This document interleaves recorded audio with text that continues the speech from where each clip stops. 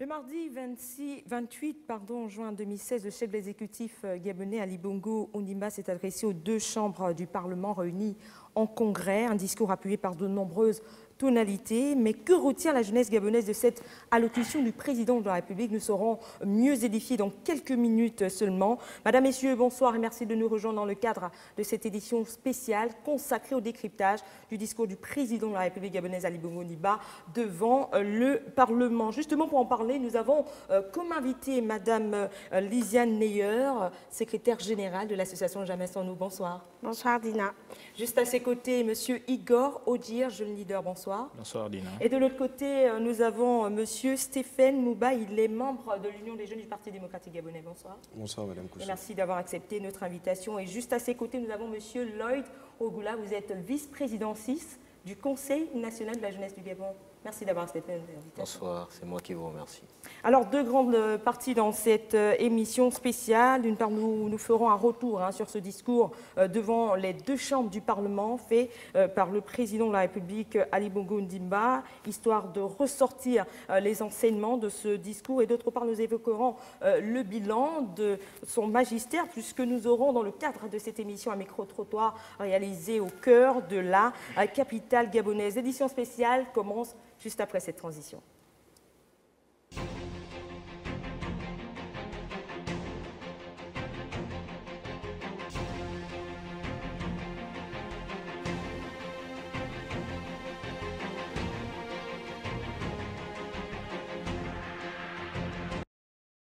Alors, la rédaction de Canal 7 vous propose de regarder un condensé du discours du chef de l'État gabonais Ali Bongo Ondimba devant les deux chambres du Parlement.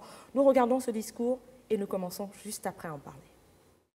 Le Gabon, notre pays, est reconnu de par le monde comme étant un havre de paix. Cependant, comme je l'ai déjà dit, la paix n'est pas un acquis définitif. La paix se cultive. La paix se promeut, s'entretient et se maintient. La culture de la paix commande avant toute chose l'acceptation des différences et la libre expression des opinions.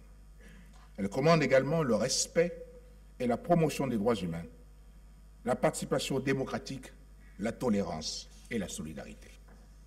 La paix, pour qu'elle soit durable, exige la promotion d'un développement économique et social harmonieux, de même que la sécurité des personnes et des biens. La stratégie préconisée, et dont la mise en œuvre est effective depuis 2010, visait à mettre d'abord en place les fondements de l'émergence. Il s'agissait ensuite d'établir une montée en régime des nouvelles filières de diversification de l'économie afin d'accélérer la croissance. Dans un troisième temps, nous devrons nous attacher à consolider les acquis pour parvenir à la prospérité partagée. Jusqu'en 2009, l'économie gabonaise était exclusivement fondée sur l'exportation des matières premières. C'était une économie de rente qui tirait l'essentiel de sa croissance de l'exploitation pétrolière, minière et forestière. Cette économie se caractérisait également par un sous-investissement chronique dans le secteur des infrastructures. Pour la période 2010-2015, nous avons radicalement changé la structure de notre économie et renforcé notre capacité d'investissement. Nous sommes ainsi remontés à la 18e place et nous nous sommes imposés comme le 4e pays d'Afrique ayant connu la plus forte accélération de croissance. Sommes-nous pour autant satisfaits? Avons-nous pour autant le sentiment d'avoir atteint nos objectifs? Honorables députés, vénérables sénateurs, mesdames et messieurs, nous sommes, en tant qu'élus de la nation, les représentants du peuple. Nous devons encore aller plus loin. Nous devons aller plus loin dans nos efforts de création de richesses. Pour les populations qui m'entendent et qui nous regardent, ces chiffres peuvent paraître abstraits. Nous devons donc travailler à rechercher les conditions d'une croissance plus inclusive, c'est-à-dire une croissance qui permet réellement d'améliorer les conditions de vie des Gabonaises et des Gabonais. Alors nous venons, messieurs et dames, de suivre ce condensé du discours du président de la République gabonaise, Ali Bongo Ondimba, devant les deux chambres du Parlement. Alors quel est votre regard de cette convocation du Congrès du Parlement par le chef de l'État? Sentez-vous libre? Madame? Oui. Il faut rappeler que c'est la deuxième fois durant ce septennat que le président de la République réunit les deux chambres constituant le pouvoir législatif en Congrès. La première fois, c'était le 12 septembre 2012, qui avait été marqué par deux annonces majeures, c'est-à-dire l'implication des jeunes et des femmes dans le processus électoral par une représentation de 30% sur les listes électorales. Et cette annonce n'est pas restée vaine, elle a été suivie des faits. Donc cela nous conforte dans la position de ce que le président de la République fait ce qu'il dit et dit ce qu'il fait. C'est important de le rappeler. Il y a deux annonces majeures concernant la femme et les jeunes, c'est-à-dire nous avions déjà la décennie de la femme et il a annoncé que s'il était réélu, ce serait un septennat pour la jeunesse axé sur la formation et l'emploi des jeunes. Donc en tant que secrétaire général d'une association de jeunes femmes, je ne peux que me réjouir de ces annonces tout en espérant qu'elles seront suivies des faits, tout comme celles des annonces qui ont été faites lors de la première session du Congrès des deux chambres du Parlement. Par ailleurs, nous voudrons quand même faire un clin d'œil au président qui a décliné son bilan et ce bilan est plus que satisfaisant d'après les chiffres qui nous ont été donnés. Et de ce fait, en tant que jeunes, nous en attendons beaucoup plus. Il y a un contrat de confiance qui a été créé, mais nous attendons de voir les réelles retombées de ce discours, bien sûr si le président de la République est réélu. Le 27 août prochain. Alors, que pense le Conseil national de la jeunesse de ce discours du chef de l'État? Merci, Madame Kossou. Alors, en tant que membre du Conseil national de la jeunesse, nous ne pouvons que nous réjouir du fait que le président de la République trouve important de s'adresser à la nation tout entière à travers les deux chambres du Parlement.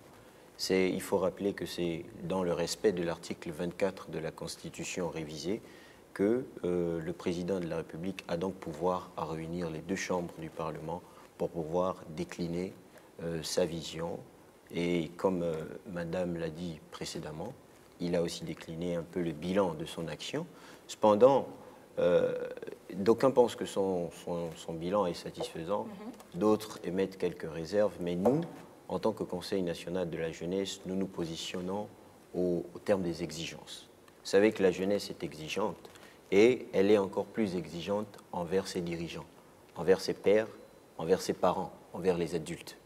Donc nous, nous demandons de faire en sorte que toutes les attentes qui sont inscrites dans la politique nationale de la jeunesse et qui a été acceptée par le président de la République en réceptionnant ce document puissent trouver leur réalisation. Ça veut dire qu'elles n'ont pas encore trouvé leur réalisation? Pas la totalité. Nous reconnaissons... Les plus importantes ou bien? Bien sûr. Ouais. Je ne dirais pas que les plus importantes en totalité n'ont pas trouvé satisfaction. Je dirais simplement que le président de la République a commencé les réalisations, mais que nous ne sommes pas encore satisfaits des réalisations qui ont été faites. Dans le secteur de l'éducation, par exemple, c'est vrai qu'il y a eu beaucoup d'investissements. Ouais. Il y a eu, par exemple, plus de 23 établissements secondaires, voilà, lycées et collèges qui ont été réhabilités. Mais le problème, ce n'est pas seulement les bâtiments. C'est vrai que les enseignants aussi ont reçu une hausse générale de leur masse salariale, ce qui a été fait aussi pour la totalité des membres de la fonction publique. Mais dans le fond, est-ce que les élèves sont beaucoup plus à l'aise qu'avant? Est-ce que les enseignements sont mieux dispensés qu'avant? Donc ce sont des questions, en fait, qui doivent pour nous trouver satisfaction, parce que pour mener à bien la politique qui a été déclinée par le président de la République, il faudrait que tous les maillons de la chaîne Gabon soient mis au diapason du développement durable. Et c'est cela justement l'égalité des chances, peut-être l'UJPDG ou Jeunes Leaders, Sentez-vous libre qui veut réagir. Quel est votre regard, Jeunes Leaders? Mais avant de venir, il faut rappeler que, comme Lloyd l'a dit, la source de cette réunion, de la forme de cette réunion républicaine, vient de l'article 24 de la Constitution gabonaise, mais elle vient aussi dans le fond de l'article 8 qui définit les différentes prérogatives du chef de l'État. Donc, le chef de l'État qui est garant du fonctionnement régulier des institutions de la République, garant de la cohésion sociale et de la paix. Mais le chef de l'État, devant le Parlement, a fait un discours dont la forme est la plus élevée en matière de réunion républicaine dans notre pays, c'est-à-dire que même en France, on ne réunit pas le Parlement en congrès pour de simples questions, ce sont des questions de haute importance. Et la question, dans le fond, de haute importance que le chef de l'État est venu évoquer aux députés qui sont les élus directs du peuple et aux sénateurs qui sont les représentants des collectivités locales, c'est la paix. La paix qui n'est pas seulement entendue comme l'absence de guerre ou l'absence de conflit armé, mais qui est aussi comme substantielle à la paix sociale et à la sécurité sociale. Donc le chef de l'État est venu faire un discours sur la paix non seulement en tant que fondement de la tradition politique gabonaise, donc la recherche de la sérénité du climat politique. Je veux rappeler que quand même, depuis l'intensification de l'activité politique dans notre pays, en prélude à l'élection présidentielle du 27 août prochain, il y a quand même l'induction dans la conscience nationale gabonaise d'un discours de haine, un discours d'aversion vis-à-vis des institutions. Et le chef de l'État est venu rappeler que ce discours ne peut pas se développer au Gabon parce que c'est un discours qui n'est pas en harmonie avec les traditions bantoues, qui fondent notre environnement politique, notre société. Mais de l'autre côté, il est venu rappeler non seulement tout ce qui a été fait pour garantir la paix sociale et la sécurité sociale, c'est-à-dire tous les efforts qui ont été faits par ses prédécesseurs, mais il a aussi rappelé, et en profitant à faire son bilan, les efforts qui ont été faits pour...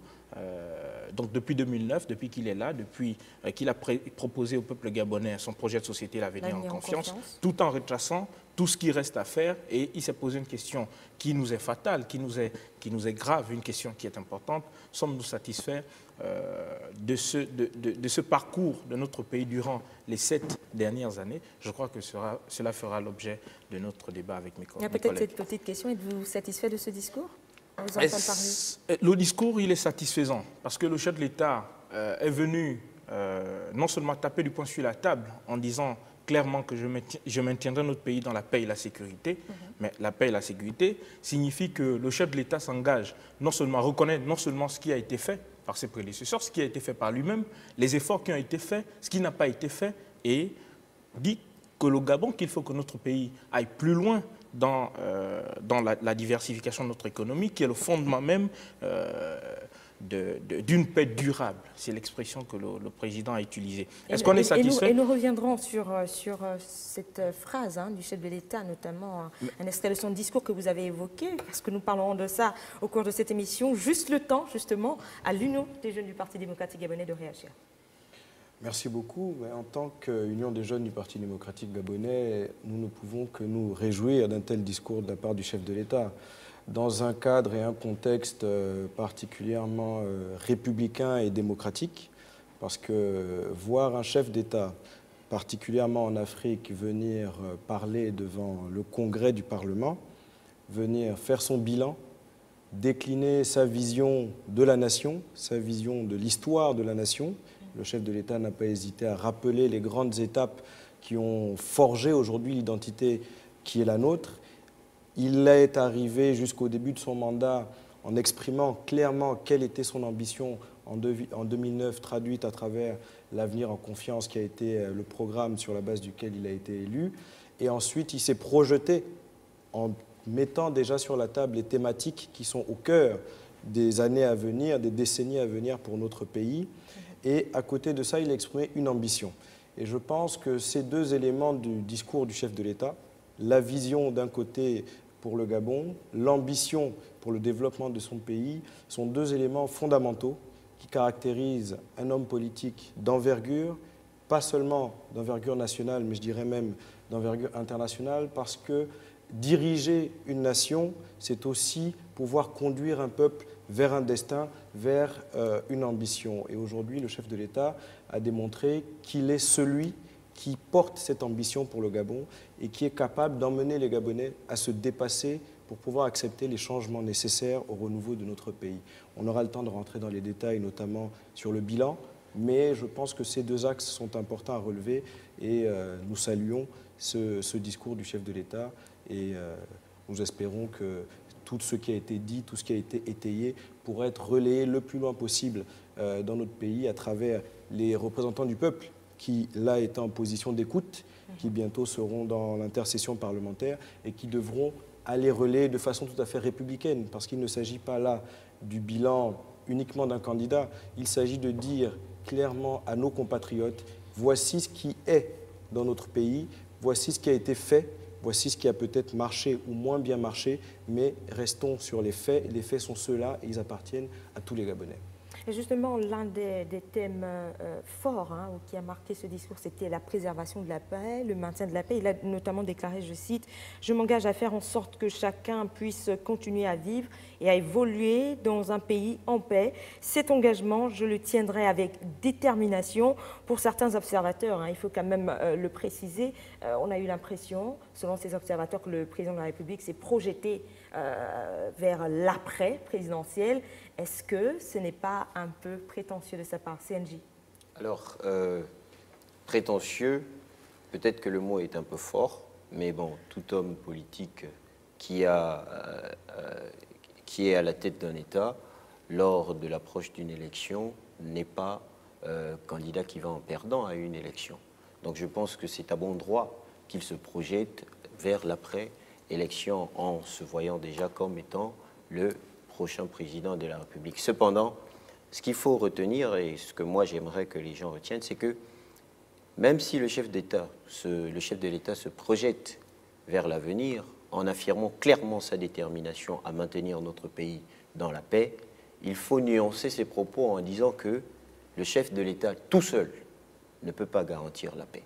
Il faut donc que nous tous, nous ayons cette volonté-là de maintenir notre pays dans cet état de paix que nous connaissons depuis que nous sommes tout jeunes et depuis que le Gabon est Gabon. Et il a rappelé notamment le coup d'État de 1964 qui a failli faire basculer notre pays, et il a rappelé les étapes qui ont jalonné justement le processus de démocratisation de notre pays, en disant qu'en 1990, nous avons fait nous-mêmes le choix de rentrer dans le processus de démocratisation de notre pays. Cependant, comme il l'a souligné, c'est un processus de démocratisation. Et ce processus de démocratisation souffre des affres, notamment des contestations. Cependant, il faut que nos contestations, même si elles sont légitimes, soient encadrées dans des règles, des processus qui permettent de maintenir la paix qui nous est tous chère. Une chose est sûre, c'est que la paix, elle est importante pour tous les Gabonais. Est-ce qu'elle est menacée au Gabon, la paix? Si le président de la République en parle, et il a utilisé l'expression « grave », c'est-à-dire que les propos qu'il a prononcés étaient des propos graves. Et les termes même qu'il a utilisés, il a dit « maintenir la paix ». La paix s'entretient, la paix se maintient. Et ces termes-là montrent effectivement que c'est une période, c'est un contexte à ne pas prendre à la légère. Il faut donc maximiser les sensibilisations populaires pour emmener la population tout entière à s'inscrire dans la vision de garantir individuellement la paix. Ça veut dire quoi? Ça veut dire que si le chef de l'État s'engage à garantir la paix, il faut que chaque Gabonais prenne ce même engagement. Bien sûr, nous avons le droit de contester, bien sûr, nous avons le droit même d'être candidat à une élection, bien sûr, nous avons le droit d'avoir la prétention d'être président de la République, nous avons le droit même de vouloir une alternance dans notre pays, mais que ces prétentions-là soient exprimées dans le respect de la loi, ça aussi c'est une obligation. Allez-y, M. Stéphane Bla. Alors, pour réagir à la suite de ce qui a été dit et aux propos du représentant du CNJ qui sont totalement pleins de bon sens et en phase avec ce qui a été dit, il est quand même important de rappeler que sur la question de la paix, le contexte particulier de cet événement-là, de cette communication du chef de l'État, est aussi celui du temps, celui de l'espace, c'est-à-dire du continent africain et des problèmes du continent africain. Et je pense qu'au début de son discours, le président de la République a dit que nos pays font face à des enjeux et des problématiques importantes des problématiques économiques, des problématiques de développement, et la paix fait partie de ces problématiques-là. Donc, il est important, et toute la gravité que le chef de l'État a mis en parlant de cette question de paix était tout à fait à propos, parce que nous voyons dans des pays proches des nôtres des attentats, des incidents malheureux, et on n'a jamais assez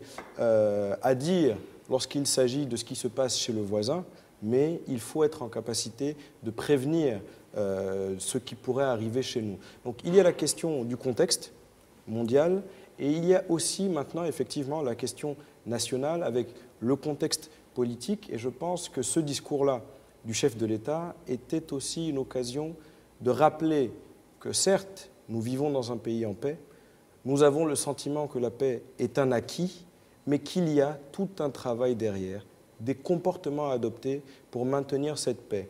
Et qu'à un moment où on peut se laisser dépasser et déborder par l'engouement politique, par la quête du pouvoir, par l'envie de s'exprimer, il ne faut pas franchir certaines lignes.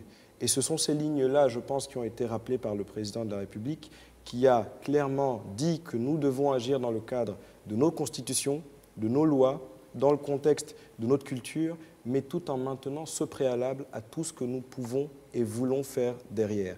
Et ce n'était absolument pas prétentieux, je pense, que de se projeter. Il y a une continuité de toutes les façons de l'exécutif. Et ce qui est fait aujourd'hui pour consolider la paix, quels que soient ceux qui viendront derrière, les dirigeants qui viendront derrière, les générations qui suivront, ils ne pourront que capitaliser sur le travail qui est fait actuellement. Donc l'impact des politiques qui sont mises en place, l'impact de l'engagement du chef de l'État ne s'arrêtera pas à un mandat. Il poursuivra son chemin au-delà de ce mandat-là pour pouvoir permettre à nos populations, à nos acteurs politiques, à nos leaders de s'imprégner de cette valeur, de se rappeler que même si aujourd'hui nous vivons en paix, nous devons pouvoir continuer de savourer cette paix et continuer de la construire. Allez-y, Madame Néa. Je voudrais quand même nuancer les propos du représentant du CNJ. Non loin de vouloir se projeter forcément en tant que candidat, il faut rappeler que selon les termes de notre Constitution, même dans le cas où le président de la République actuelle venait à perdre l'élection de 2016, il devrait quand même assurer pendant un certain temps sa fonction avant la prestation de serment de son prédécesseur. Donc, qui disent qu'ils s'engagent à préserver cette paix, c'est qu'ils s'engagent en même temps, même s'il perd cette élection, à maintenir de toute façon cette paix, et que les événements qu'on a l'habitude de vivre au sortir des élections présidentielles dans notre pays depuis 1990 ne devront pas venir perturber cette paix-là. Et pour revenir là-dessus sur le processus de démocratisation, il est revenu sur les propos de plusieurs acteurs politiques qui crient à tort et à raison que le pays est en crise. Il a dit qu'il n'est pas contre un dialogue, il n'est pas contre de parler même de limitation de mandat ou de revoir la Constitution, mais que cela se fasse dans les règles et selon la législation. Il y a le Conseil national de la démocratie qui a été mis en place et que plusieurs acteurs politiques boudent, à tort ou à raison, c'est encore à débattre, mais que cela se fasse dans un cadre et selon les délais constitutionnels. Pour l'instant, enclencher un débat inclusif avec l'opposition, c'est remettre à plus tard les élections présidentielles. Lui, il s'engage à respecter la Constitution. Que ceux qui se portent candidats aillent aux élections et après les élections, on refait un débat au niveau des institutions qui ont été mises en place, notamment le CND. Donc, c'est pour dire qu'en tant que chef de l'État, il ne peut pas dire autre chose que ce qu'il a dit. En tant que garant des institutions, il s'engage à préserver la paix. Cela ne veut pas dire qu'il est forcément prétentieux en se projetant et en s'autoproclamant déjà vainqueur. Cela veut justement dire qu'en tant que président de la République, il reste au-dessus de toute position partisane et il met l'intérêt de la nation avant les intérêts politiques et particuliers. Allez-y. Ben oui, ce qu'il faut dire à propos de la projection du chef de l'État, c'est que ce soit Ali Bongo, que ce fût un discours d'Ali Bongo ou un discours du chef de l'État, il précise simplement que la paix est ce qui nous précède et la paix nous survivra. Parce que la paix est finalement, dans son discours, dans son sens, la substance de la nation gabonaise. C'est la paix qui est le fondement il a utilisé le mot ADN politique. C'est le fondement de notre ADN politique, c'est la substance principale de notre culture démocratique, donc la démocratie apaisée que nous avons choisie dans les années 90. Mais cette paix est aussi liée à, Lisiane le disait, au dialogue, à la forme des dialogues du dialogue que nous avons choisi. Le problème d'Ali Bongo avec ce dialogue, c'est qu'il est d'accord pour qu'on dialogue sur toutes les questions, même des questions qui peuvent être perçues comme sensibles ou des questions qui peuvent être perçues comme sensibles par l'opposition ou par la majorité, que ce soit des questions de limitation de mandat présidentiel, il est prêt à dialoguer sur toutes ces questions. Mais dialoguer dans le cadre des institutions qui ont été définies traditionnellement dans les années 90, le Conseil national de la démocratie. Et Ali Bongo ne veut pas que le dialogue se limite seulement à un échange d'acteurs politiques sur la redistribution ou le redéploiement de l'activité politique ou administrative. Ali Bongo veut que le dialogue prenne en compte les aspirations de la jeunesse, prenne en compte toutes les questions de notre société, les questions profondes, les questions, comme il a évoqué le 12 septembre 2012, lors de la première réunion devant le Parlement, des questions de géoethnie, des questions de tribalisme, qui sont quand même des menaces à la paix, à l'unité nationale, qui sont quand même des menaces graves à notre stabilité, parce que, en même temps, il ne faut pas ne pas tenir compte du contexte de ce discours. Nous sommes à 2-3 mois de l'élection présidentielle, et l'élection présidentielle a toujours été en Afrique une période de tension, une période d'incertitude, même si en 2009, le Gabon a prouvé la maturité de la stabilité de ses institutions républicaines, mais Ali Bongo veut que les Gabonais reprennent conscience de ce que la paix est le fondement même de la politique gabonaise, et que sans la paix, on ne peut même pas parler de développement économique, sans la paix, on ne peut pas parler de bien-être de Gabonais. Donc il veut placer la paix en tant que candidat, en tant qu'Ali Bongo, il veut placer la paix au-dessus même des aspirations politiques ou des prétentions des uns des autres pour la prochaine élection présidentielle. On se rappelle que son premier passage, comme on l'a précisé sur ce plateau, c'était le 12 septembre 2012 et le récent passage le 28 juin 2016. Est-ce que cela va changer quelque chose à quelques mois de la présidentielle, sinon à moins d'un mois de la présidentielle? Est-ce que vous pensez que ça peut impacter dans les consciences des populations ce discours du président de la République devant les deux chambres du Parlement? Alors c'est toujours important de rappeler aux populations ce qui est nécessaire. Donc vous savez, lorsque le chef de l'État décide de venir devant les deux chambres du Parlement et qu'il tient ses propos graves, le mot que lui-même il a utilisé, je voudrais le préciser encore une fois, c'est simplement parce qu'il a remarqué effectivement, selon le contexte national et international, que nous avons la possibilité malheureuse de faire un glissement vers un comportement qui pourrait s'avérer regrettable pour notre pays. Je continue encore de le dire. Les intérêts sont nombreux et diversifiés. Les prétentions sont aussi nombreuses et elles sont aussi admises. Donc, tout le monde a la possibilité d'émettre ses prétentions, de les défendre et de les conduire. Cependant, il faudrait que cet idéal national, qui est la paix, soit au-dessus de nos prétentions. C'est-à-dire que nous devons nous-mêmes repenser les stratégies pour valoriser nos prétentions et que ces stratégies-là soient en conformité avec la paix. Il faudrait donc prendre la paix ici comme la Constitution. C'est-à-dire que les autres choses viendraient comme des normes qui seraient placées en deçà de la Constitution. Et toutes ces autres choses prises comme ces normes-là doivent donc être conformes à cet idéal supérieur qui est la paix ici. Allez-y. Pour répondre directement à votre question, il n'y a aucun doute que ce discours, que je qualifierais même d'historique, marquera les Gabonais. Marquera les Gabonais pour deux choses. La première, c'est que nous sommes dans un exercice, comme je le disais initialement, démocratique, un exercice républicain, et avoir un chef d'État qui vient, au terme d'un mandat, faire son bilan, exprimer sa vision, c'est quelque chose qui peut-être, à partir de ce discours, deviendra une habitude du modèle démocratique gabonais. Et je pense que rien que cet exercice d'humilité et de franchise marquera nécessairement l'opinion qui, peut-être pour la première fois de mémoire de Gabonais, aura vu son chef d'État qui, à la veille d'une élection, a sollicité le suffrage des Gabonais, l'a obtenu, est venu présenter devant le Congrès son plan de développement, le plan stratégique Gabon émergent, et à la fin de ce mandat, vient en faire le bilan. C'est quelque chose qui devrait rentrer même dans nos usages.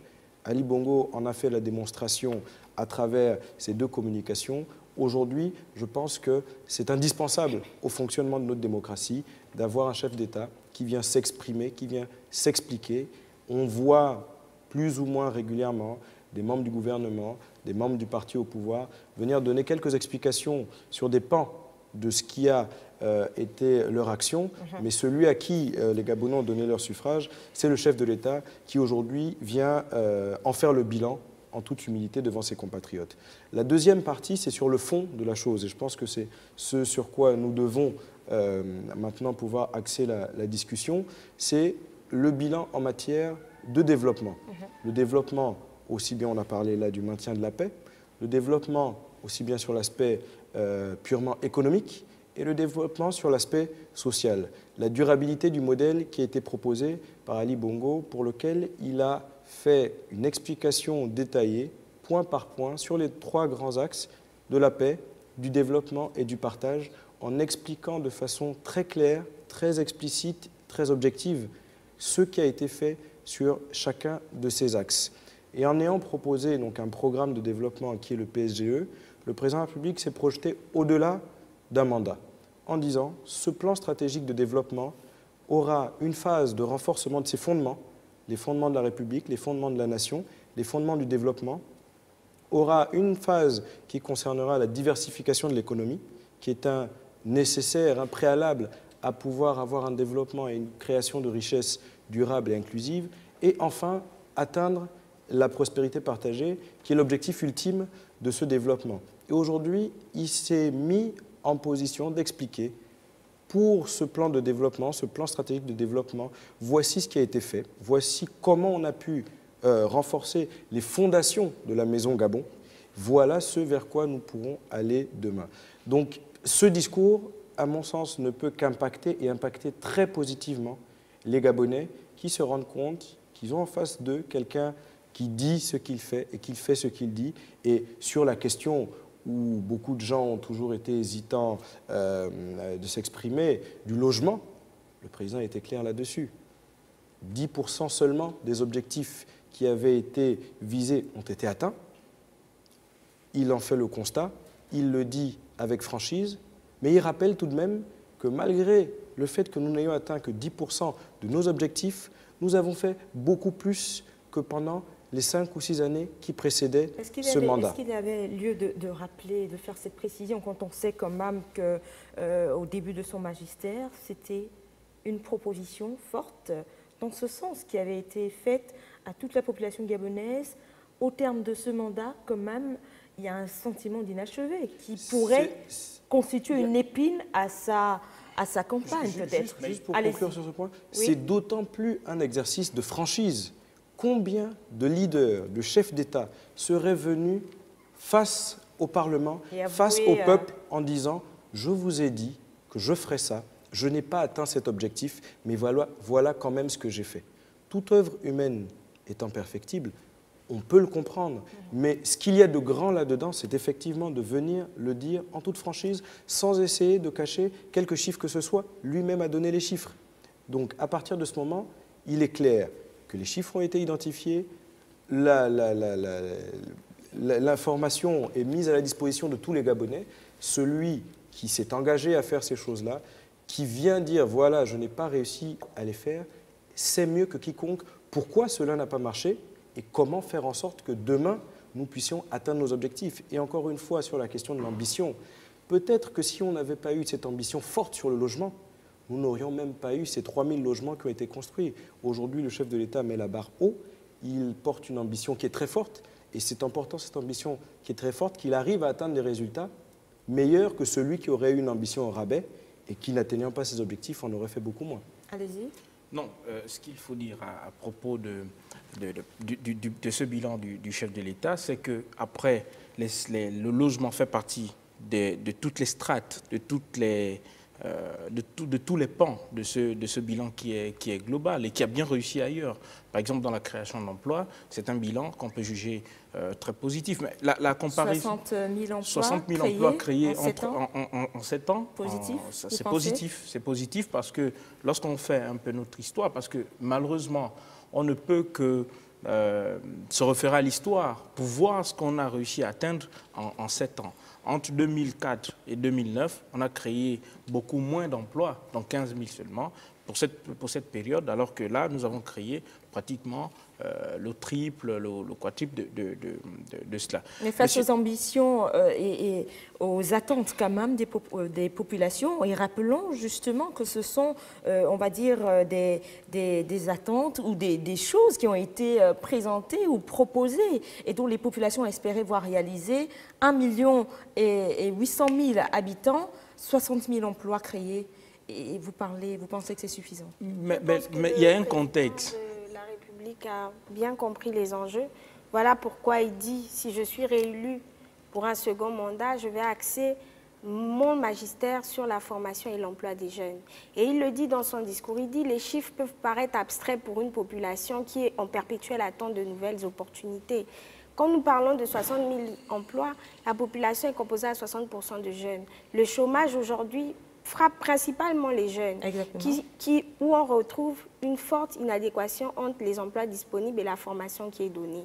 Le gouvernement est en train de mettre en place des stratégies pour permettre à ces jeunes diplômés qui ne trouvent pas un emploi de se reformer. Mais tout cela coûte de l'argent et le chef de l'État, en tant comme, on dit gouverner, c'est prévoir. Durant son mandat, il a fait des erreurs, il est le premier à les reconnaître parce qu'il dit ce bilan ne le satisfait pas lui-même. Mais il faut aussi reconnaître qu'il y a énormément de choses à faire. Il y a des routes qu'il a fallu construire pour permettre à l'économie de redémarrer. Il y a eu des usines qu'il a fallu mettre en place pour diversifier notre économie. Et nous voyons bien aujourd'hui que si nous n'avions pas fait cet effort de restructuration de notre économie, nous serions presque en faillite. Parce que notre économie, jusqu'à 2009, était basée essentiellement sur la vente des produits pétroliers et la vente des matières premières brutes sans aucune transformation. Aujourd'hui, nous avons des transformations de 3e génération concernant le bois. Nous avons une zone économique qui est en train de démarrer et qui a de l'avance. C'est vrai que tout n'est pas encore parfait, mais on est en avance sur nos objectifs. Quand vous regardez le plan stratégique Gabon émergent, on ne pensait pas parvenir à avoir des usines de 3e génération avant 2016. C'était pour 2020 que nous avions cet objectif. Mais en 2016, nous avons des usines qui transforment le bois, qui transforment le fer. Nous avons des usines qui transforment le fer. Donc c'est pour dire que cet effort de diversification se fera encore et encore, mais il faut avant tout que les Gabonais puissent s'approprier ce bilan. Et soient patients, c'est ça? Sois patient, peut-être pas. Les efforts sont déjà là, tout le monde peut le voir. D'autres ne le ressentent pas encore, principalement les populations de l'arrière-pays qui vivent encore dans des situations compliquées. Par exemple, les hôpitaux sont concentrés à Libreville. C'est un problème. Il faut voir les hôpitaux provinciaux. On a construit des CHU à Libreville, c'est bien. La majorité de la population y vit, mais il y a des Gabonais qui vivent dans l'arrière-pays. Et ça, on ne peut pas le nier. Mais il faut aussi reconnaître qu'en 7 ans, tout ne pouvait pas être fait. Il y avait beaucoup à faire, beaucoup a été fait, beaucoup reste à faire. Et le président est objectif devant le Parlement en reconnaissant ce qui n'a pas pu être fait. Il ne fait pas de la politique politicienne, il vient dire ce qu'il a fait, il dit ce qu'il n'a pas pu faire, il dit avec quels moyens il a pu faire ce qu'il a pu faire et il donne des perspectives. Mais je voudrais quand même rappeler que le président de la République est revenu sur la devise qui fonde notre nation et sur le problème de la justice.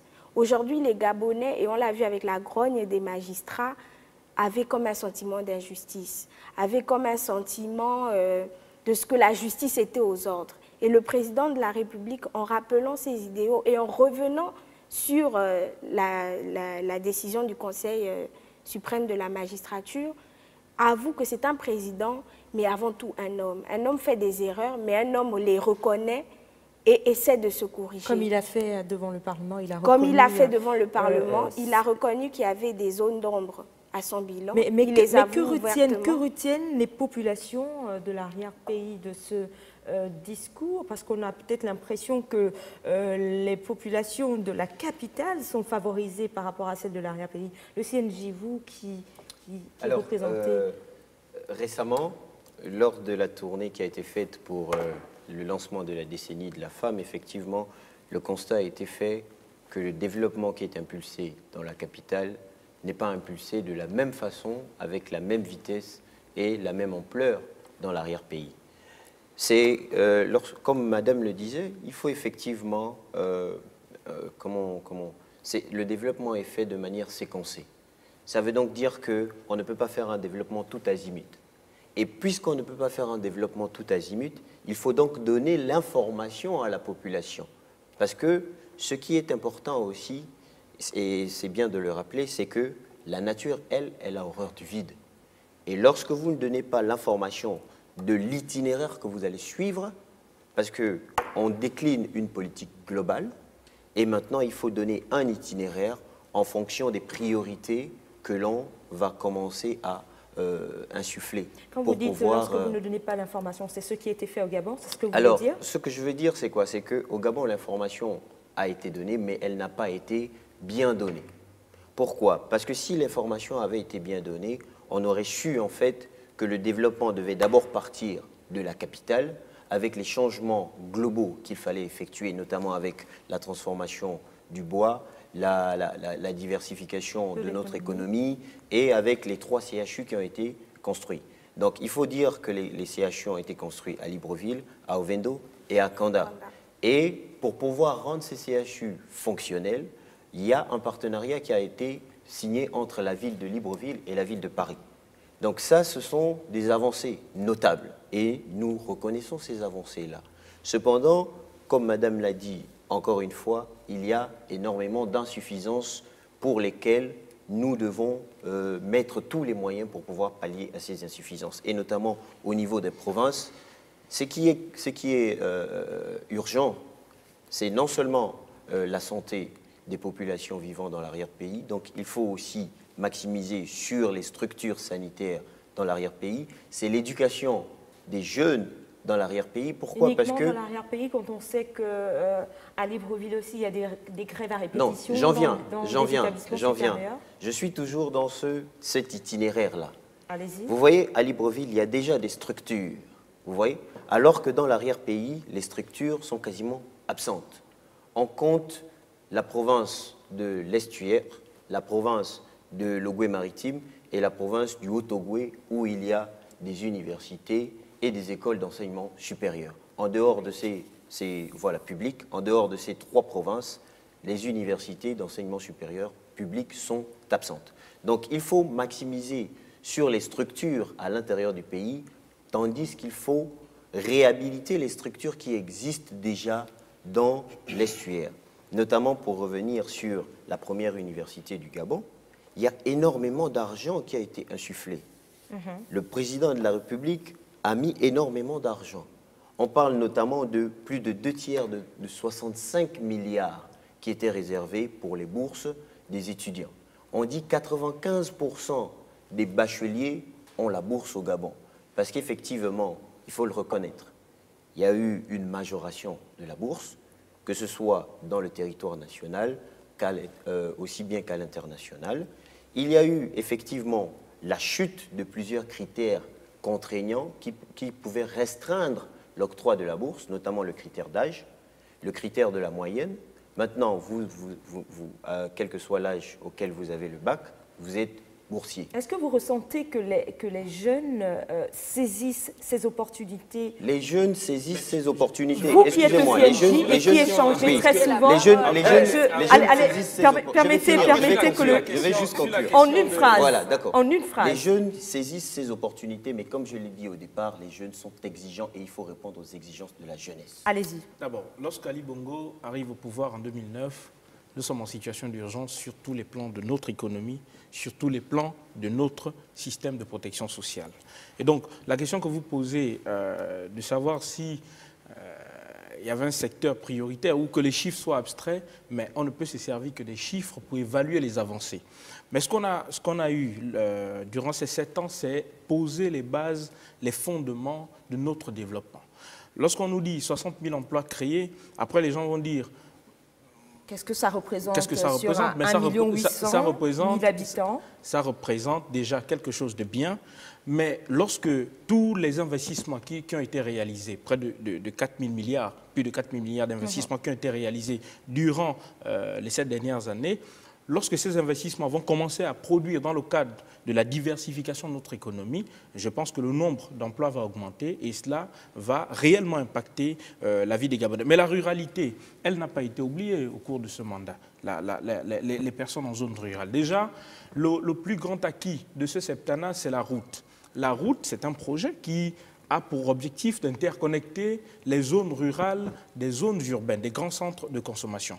Pour 2 choses. Non seulement, améliorer un système économique dans les villages, un système économique qui est aujourd'hui supporté par le programme Graines, qui est un programme quand même, toutes conditions faites, pour les personnes qui vivent en milieu rural et qui produit déjà près de 4 000 emplois. Vous avez la décision, au fond, la décision sur la transformation locale du bois est une décision qui profite d'abord aux zones rurales parce que le bois, il est plus exploité à l'intérieur du pays qu'à Libreville et il y a des Gabonais, près de 8 000 Gabonais qui travaillent dans ces chantiers-là. Il y a aussi un système qui est important, l'amélioration de la protection sociale, donc l'accès des personnes aux soins de santé de qualité à travers la CNAMGS. Et ces choses qui sont réelles dans nos villages, qui sont réelles aujourd'hui en zone rurale. Nous allons quand même permettre aux populations gabonaises de s'exprimer avec ce micro-trottoir. Nous sommes obligés quand même de le regarder. Nous vous proposons de le suivre. On le regarde. Eh bien, je retiens qu'il y a eu beaucoup de changements depuis qu'il a accédé à la magistrature suprême. On observe qu'il a fait effectivement beaucoup de choses en moins de 10 ans. En 7 ans de mandature, il a vraiment réalisé certaines choses qui n'existaient pas avant. J'appartiens à l'une des dernières provinces du Gabon, il faut le dire, la province de Logoué-Vindo. Vous comprenez? Il n'y avait pas de goudron chez moi, c'est-à-dire quand je pars de Libreville pour arriver chez moi au vent, il fallait se retrouver comme quelqu'un qui vit, je ne sais pas dans quelle zone. Et aujourd'hui, je quitte Libreville sur le goudron et j'arrive chez moi sur le goudron. Bon, selon mon point de vue, je vais dire que notre papa, il a quand même travaillé, mais il faut quand même soulever aussi le point qu'il y a quand même des manquements. Mais on va dire que nul n'est parfait, donc à cet effet, je crois que l'avenir nous dira et nous réserve des bonnes surprises. Oui, moi je retiens que durant les 7 ans, du pouvoir d'Ali Bongo Ondimba, je retiens qu'il y a eu beaucoup de choses positives qui ont été faites. Je vais citer l'une d'elles. Par exemple, j'avais des difficultés à l'époque d'avoir la CNAMGS, mais aujourd'hui j'ai la CNAMGS. Et par rapport aux personnes qui ont des maladies à longue durée, donc la carte qui est pour les personnes qui ont les maladies à longue durée, qu'on appelle l'ALD, je l'ai même obtenue. Vous voyez que c'est une très très bonne chose. Et puis, c'est pas tous les chefs d'État qui le font. On va essayer de regarder dans plusieurs pays. Je suis quelqu'un qui voyage beaucoup, mais je n'ai pas vu ça dans d'autres pays. Un septennat dense, avec un programme assez carburé. L'insatisfaction reste au niveau du logement, mais sinon tous les autres chantiers satisfecit. Ça a été déjà sur le plan économique un septennat assez rigoureux. Il fallait redresser l'économie du pays, c'est ce qui a été fait au niveau des indices macroéconomiques, c'est ce qui a été fait. Et sur le plan du niveau de vie, le pH a été amélioré. Les structures sanitaires sur le plan social, la couverture avec la CNAMGS, ça a été également amélioré, renforcé, innové. Je peux vous dire que si on regarde un peu le territoire gabonais, pour ceux qui ont vécu le passé, aujourd'hui, on voit qu'il y a un changement vraiment considérable. Et vraiment, pour moi, il y a vraiment un changement. Et le bilan, il est quand même compréhensible. C'est-à-dire on peut peut-être donner la grande moyenne par rapport à l'action du chef de l'État. Parce que quand vous voyez... Il était important de suivre ensemble ce micro-trottoir. C'est le point de vue quand même des populations gabonaises sur ce bilan du chef de l'État Ali Bongo Ondimba. Clairement, nous sommes pris par les délais du temps. À votre avis, messieurs et dames, pensez-vous que le peuple va accorder une fois de plus sa confiance au chef de l'État le 27 août prochain? Allons-y rapidement, s'il vous plaît. Je ne saurais parler au nom du peuple, mais je voudrais rappeler que le président a été élu sur la base d'un projet de société qui était l'avenir en confiance, basé sur un triptyque qui est paix, développement, partage, sur lequel il a notamment axé son bilan. Il a maintenu la paix au travers des différentes actions qu'il a pu mener pour une préservation d'une démocratie apaisée.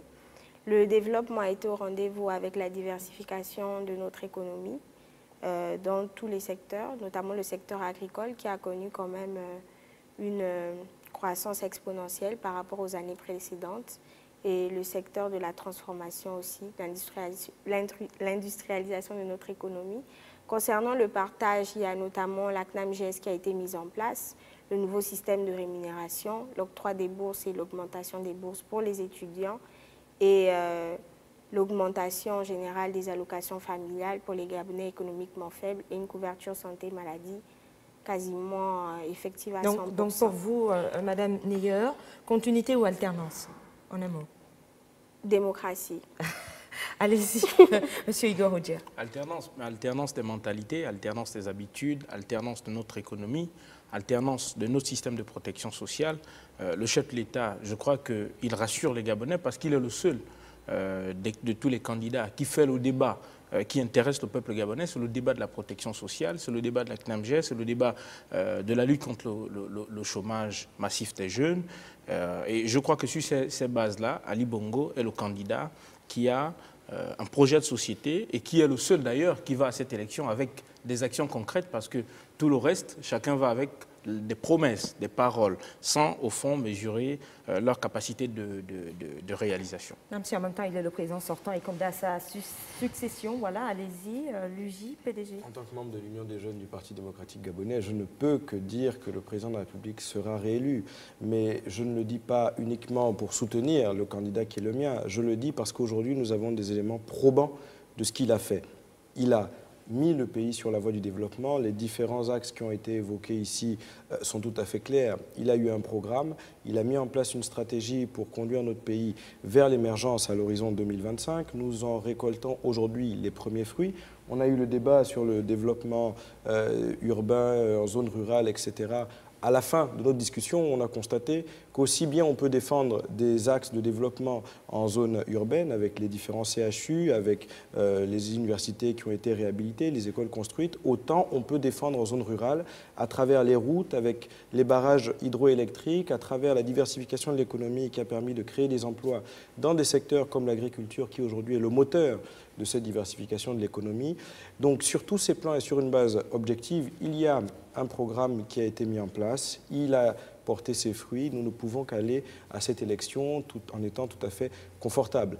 Au-delà de ça, nous avons dit, la jeunesse particulièrement a beaucoup d'ambition, a beaucoup d'attentes, et le président s'est déjà engagé lors de son prochain mandat. Si les Gabonais, en toute humilité, il a dit, si on lui accorde encore notre confiance, il s'est déjà engagé à faire de cette problématique-là un point phare de ce septennat.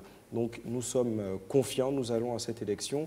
Il nous reste 2 mois pour continuer à divulguer l'information sur la qualité du bilan du chef de l'État. Lloyd Hogula, très rapidement, nous sommes arrivés au terme de cette élection. Alors, en tant que Conseil national de la jeunesse, je ne peux dire si le président va être réélu ou s'il ne va pas l'être. Alternance ou continuité? Alors, je parle effectivement, oui, moi je parle effectivement de démocratie et d'alternance. Pourquoi alternance? Je parle d'alternance parce qu'il faut effectivement changer les mentalités.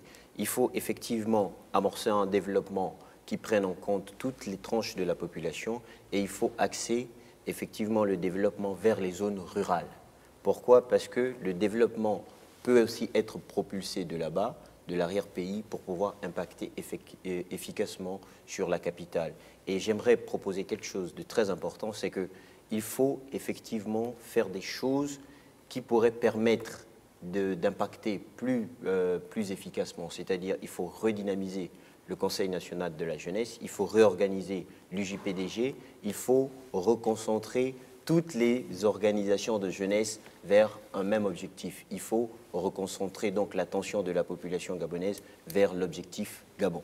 Je vous remercie. Nous allons quelques mots, allez-y. Juste pour conforter ce qu'il disait, c'est tout à fait ce qui est dans le sens du plan septennal pour la jeunesse proposé par l'UJPDG, auquel nous espérons voir toutes les parties prenantes de la vie de la jeunesse s'associer pour pouvoir le mettre en place et le défendre auprès des autorités. Voilà, c'est la fin de cette édition spéciale consacrée au décryptage du discours du président de la République gabonaise devant le Parlement. Nous avions comme invité Madame Lisiane Neyer. Merci d'avoir accepté notre invitation. Je rappelle que vous êtes secrétaire général de l'association Jamais sans nous.